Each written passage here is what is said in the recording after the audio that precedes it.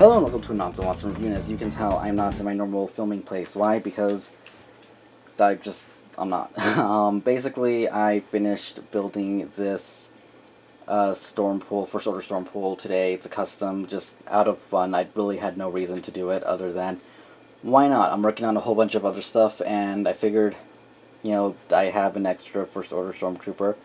Why not turn it into a Stormpool, which is what I did here.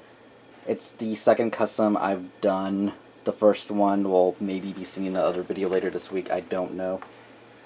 But yeah, I basically got the idea off of eBay where someone was selling a regular Stormtrooper Deadpool for a lot of money. And I figured, I could do that myself. The only difference is, instead of we're using the regular Stormtrooper, obviously I'm using the First Order Stormtrooper. Who I actually think looks a little bit better. The helmet was kind of difficult to figure out, where I'm going to paint white and black and everything. I messed around with it a little bit, and I think that's the best I could come up with. I tried doing the black around the eyes, kind of like the traditional look for Deadpool's mask, but it did not look that great to me, so I just left it as it is. Repainted the guns black and red.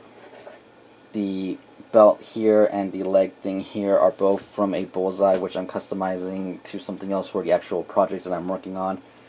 And the sword here, the lightsaber thingy, sheath, whatever you want to call it, is actually a straw, which I sanded down a little bit to give it a rougher, better, so it's not like, I don't know what the right word is.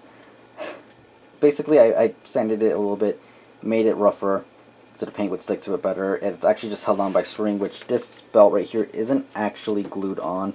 The head is a casting that I got off of eBay, which I'll leave a link in the description to the seller where I got it from. And yeah, overall I don't think it came out too bad for being my second custom. The paint isn't perfect. Definitely need to work on that, but if I touch it up, it'll be fine. It's fine as is. I'm not really planning on posing it much. I think I'm just going to leave it the way it is right now. It does still have all its articulation. The arms move, the legs move, and everything. Probably will be paint chipping because I didn't go through the extra effort of sanding any of the joints or anything down. But really the only paint chipping you'll get for that is down on the legs and the arms, because that's where it's white.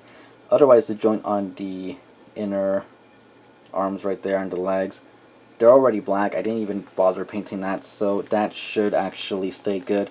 The head is glued on with hot glue.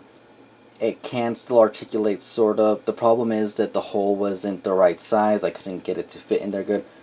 But I was able to make it go in deep enough so that the head sits on and it looks more natural than it did before. And it's fine for what it is. Like I said, I'm not planning on really articulating it that much at all. If I wanted to, I could move the head and then just leave it in position. It's not really that big of a deal. I'm sure people who've been doing this for a while could figure out a better way to do it, but for me, right now, it's alright. Yeah, there's really not much else to say about it. Well, see what I mean about the head. But yeah, it does fit in there. You can, turn it. Like I said, the arms do move and everything. All the articulation is there. This, like I said, is a straw. I painted that red just kind of randomly. I did a pretty sloppy job on it. It's being held on by a yo-yo string, which, again, the yo-yo is actually part of something else that I'm working on, and I had a string left over, so why not? As you can see, I did paint the gun.